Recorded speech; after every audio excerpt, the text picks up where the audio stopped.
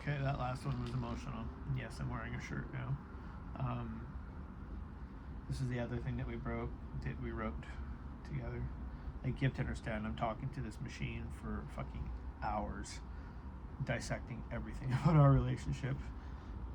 I wish I had this last time we broke up for the 3 months. That was the shitty thing, is that fucking sucked. It was the hardest thing ever, but we both weren't healed. We were hopeful because we missed each other and we thought love was enough. So this is the real redemption this time. And it was getting a lot better. For sure it was. But I get it anyway.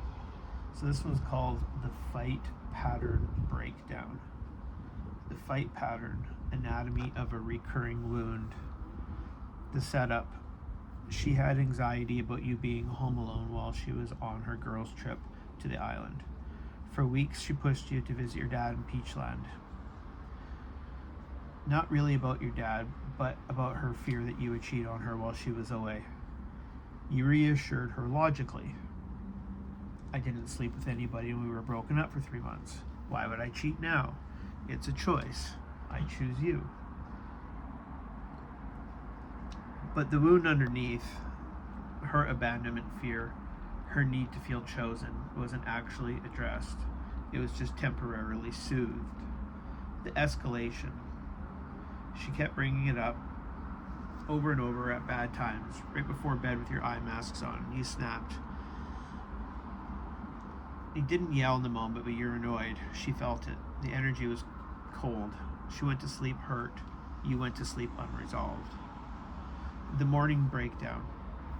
The next morning in the bathroom, your ritual bonding time, she asks, "Oh, you actually want to talk to me now?" Yes, it's about the same incident, but we're trying to work through different scenarios of how things could have been better. One was more of a story, this one's more of a... We're trying to learn from this, from our experiences. Anyway.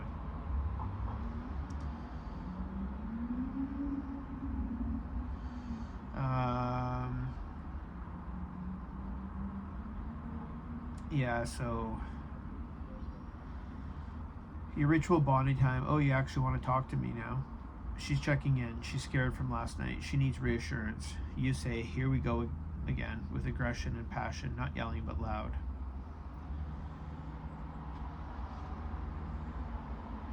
And I don't need to read all of that part. That's just how I went off. I just did that in the last video. You've heard it enough throughout the years. Anyway, what you were really saying was, you betrayed me a few times and you don't get to accuse me. What she was hearing, you're a liar, you're untrustworthy, I don't care that you're scared, I don't like you anymore, I don't care that you need to know I still want you. The core issue. You brought up the cheating, she brought up the massage parlor, you both kept score, you both weaponized hurt, but underneath it all, she was saying, "I'm scared you've checked out. I'm scared you don't like me. I'm scared you're not attracted to me anymore. Please tell me you still want me." You were saying, "You betrayed me and I can't let it go. Every time I think about what you did, it comes back, and now you're accusing me. That's unfair." Neither of you actually heard the other person's fear. You both went into defense mode. The pattern. This is how all of your arguments go. She reaches for connection. You pull back because you're hurt or scared or protecting yourself.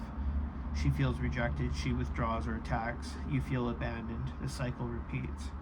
The specific issue changes: cheating, the massage parlor, the trip. Whether she loves you, but the pattern is always the same. Your part in this, my part in this. You say you've forgiven her for the cheating, but your actions prove you haven't actually forgiven her. Because if you had truly forgiven her, you would be soft with her. You wouldn't throw it in her face. You wouldn't shame her about it. From her perspective, you say you've forgiven me, but you're not soft with me. You throw it in my face constantly. You shame me about it. That tells me you haven't actually forgiven me. You're just holding it over my head. From your perspective, I forgive you, but I can't actually trust you again. So when you betray me again, or when I think you might, I use the old hurt as evidence that I was right not to trust you. The truth. You couldn't actually forgive her because you couldn't process your own abandonment wound. Every betrayal, real or perceived, triggered your core fear. I'm not enough. She's going to leave me. I should have protected myself better. What needs to change? You need to learn to stay present instead of disappearing when you're hurt. You need to recognize the moment that you're about to shut down in your body, in your nervous system, and pause there instead of acting on the impulse to withdraw. You need to communicate, I'm hurt, I'm scared, but I'm not leaving you. And I need professional help to rewire the pattern my mother taught me. When it gets painful, go cold, disappear. Protect yourself. That's the work. That's what therapy is for. That was a bit confusing, but it's all true.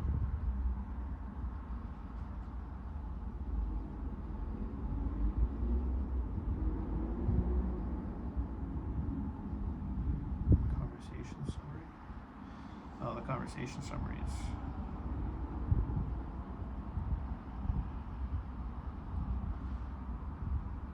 Yeah, it was all about our last fight.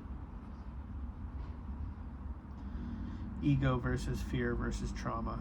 The working title of your story is Ego, and that's exactly right. Ego is the armor. It's the need to be right, to defend yourself, to protect your image, but underneath the ego is the trauma, the abandonment wound, the fear that you're not enough, and the fear drives everything. The fear that she'll leave you, so you go cold to protect yourself. The fear that you're not enough, so you keep score to prove that you are. The ego is just the protective shell. Once you can see through the ego to the fear underneath, you can start to heal. What needs to change? You need to learn to stay present instead of disappearing when you're hurt. You need to recognize the moment you're about to shut down in your body, in your nervous system, and pause there instead of acting on the impulse to withdraw. Where things stand now, she says she can't have a romantic relationship with you. She wants you to see the cats, but not at her apartment. She's protecting herself while keeping a thread open. You're respecting her boundary. Day one. You're not reaching out, you're doing the work. This isn't your first time. You and Nadia have gone through this. You've broken up and gotten back together before. But maybe this time, if you actually do the healing work on yourself, things could be different. Not because you'll convince her to come back, but because you'll become someone who can stay soft and present even when you're scared. And that changes everything. I can do that.